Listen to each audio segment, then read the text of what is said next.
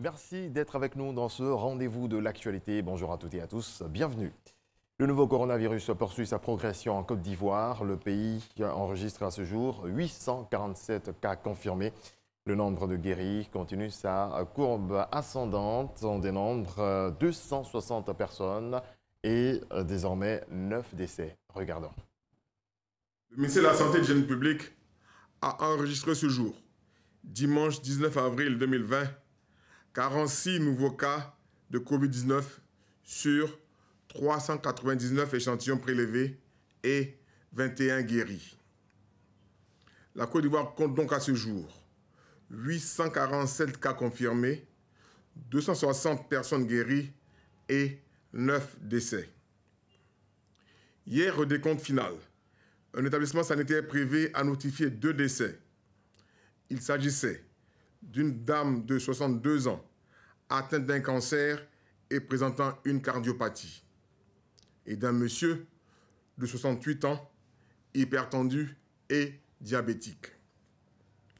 Aujourd'hui, nous notons le décès d'une personne de sexe masculin, âgée de 62 ans, hypertendue, diabétique et obèse dans un établissement sanitaire public. Le ministère de la Santé et de l'Hygiène publique présente ses condoléances aux familles attristées. C'est le lieu de rappeler que le gouvernement a décidé du confinement des personnes fragiles et vulnérables.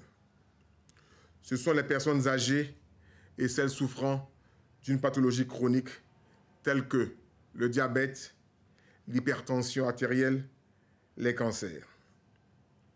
Afin de protéger nos proches vulnérables, nous devons respecter et faire respecter ces mesures de confinement à leur égard.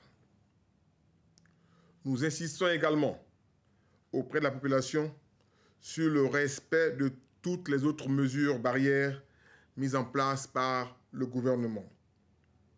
Toutes ces mesures ont pour but de freiner la propagation de la pandémie dans notre pays et de nous protéger. Aussi, est-il important de réduire les déplacements non essentiels le plus possible et de porter un masque lors de nos sorties. Par ailleurs, devant l'apparition de signes tels que la toux, la fièvre et des difficultés respiratoires, vous êtes priés de contacter de toute urgence les numéros gratuits suivants, le 101, le 119, le 125 et le 143. Le ministère de la Santé et de l'Hygiène publique félicite tous les acteurs de la santé pour l'engagement dont ils font preuve dans le cadre de la lutte contre cette pandémie. 531 milliards de francs CFA, c'est le montant global que le Fonds monétaire international FMI est prêt à octroyer à la Côte d'Ivoire. Objectif, lutter contre le Covid-19 tout en limitant les conséquences économiques et sociales de la pandémie. Adama Koné. Le Fonds monétaire international, FMI, renouvelle sa confiance à la Côte d'Ivoire. Le conseil d'administration de l'institution vient d'approuver 2 décaissements en faveur du pays. Au premier guichet, la Côte d'Ivoire pourra encaisser plus de 295 millions de dollars, soit 177,2 milliards de francs CFA au titre de la facilité rapide de crédit, FRC. Le second guichet auquel la Côte d'Ivoire peut se présenter est celui de l'instrument de financement rapide, IFR. Ce sont 354,4 milliards de francs CFA que le pays pourra mobiliser. Au total, l'enveloppe que le Fonds monétaire international consent à la Côte d'Ivoire s'élève à 886,2 millions de dollars, soit 531 milliards de francs CFA au cours actuel. Montant qui doit servir à faire face aux dépenses urgentes de la pandémie du Covid-19. Les administrateurs du Fonds monétaire international ont été sensibles au plan d'urgence sanitaire d'une part et d'autre part à la riposte économique et sociale présentée par la Côte d'Ivoire. Des plans qui s'appuient sur les conséquences de la pandémie du Covid-19. C'est que la maladie fragilise la balance des paiements et affecte les perspectives économiques. La Côte d'Ivoire, qui attendait une croissance de 7,2% de sa richesse nationale, le PIB, produit intérieur brut, revoit désormais son évaluation à 3,6% au mieux des cas. Aujourd'hui, il est question donc pour le FMI de soutenir les efforts du gouvernement ivoirien, non seulement pour maintenir l'économie sur des assises résilientes, mais aussi pour encourager les actions sociales appropriées en faveur de la population ivoirienne.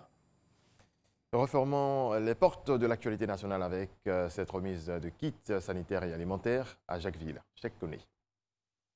2500 cache-nez, des gants de protection, 500 seaux, 500 gels de désinfection et 500 paquets alimentaires. C'est l'ensemble des kits sanitaires et alimentaires distribués directement dans chaque famille à travers des actions de porte-à-porte menées par l'ONG Nklobakan.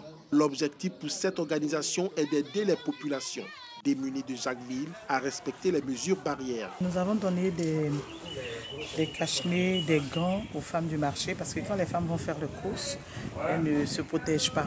Et d'autres avaient peur aussi de prendre souvent leurs aliments. Donc elles nous ont fait appel, nous sommes venus.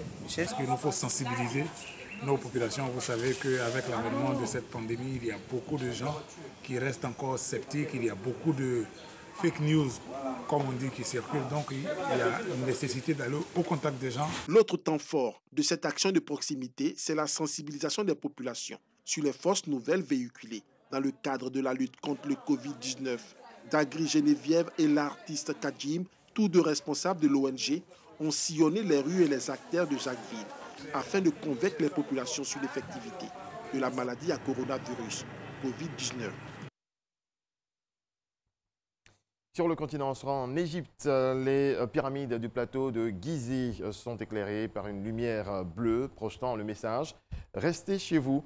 Lors de la journée du patrimoine mondial, l'Égypte en profite pour promouvoir le tourisme. À noter que le pays lutte contre la propagation du Covid-19. 3144 cas confirmés, 732 guéris et 239 décès.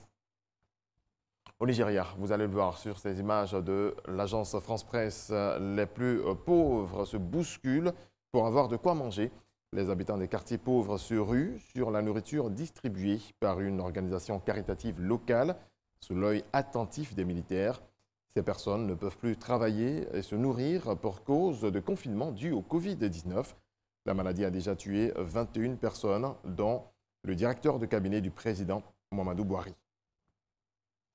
Au Mali, le second tour des élections législatives hier a été perturbé par des incidents dans le centre et le nord qui ont empêché des électeurs de voter dans un contexte marqué par les violences djihadistes et le Covid-19. Les premiers résultats provisoires de ce second tour après un premier tenu le 29 mars sont attendus en début de semaine. Le taux moyen de participation était d'un peu plus de 16%, 2 heures avant la clôture du scrutin. Point final. Merci de votre attention. Excellent début de semaine à toutes et à tous.